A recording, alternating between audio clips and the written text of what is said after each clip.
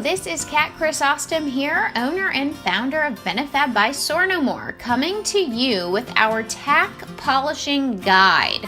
For some people, cleaning tack is a relaxing activity, while for others, it is a required chore.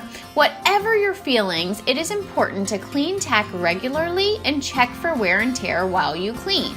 Save time with these top 5 cleaning tips for taking the best care of your tack.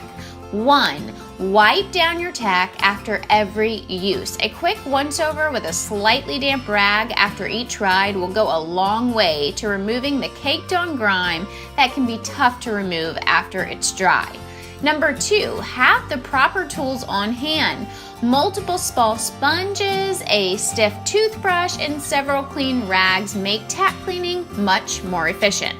Number 3, use warm water. Warm water cuts through crud more quickly than cold. 4, minimize suds. Foamy soap suds don't make tack any cleaner and increase the time required for rinsing. And lastly, number 5, store tack properly. Throwing saddles and bridles into airless car trunks or leaving them out in dusty barns will only make them dirtier and moldier.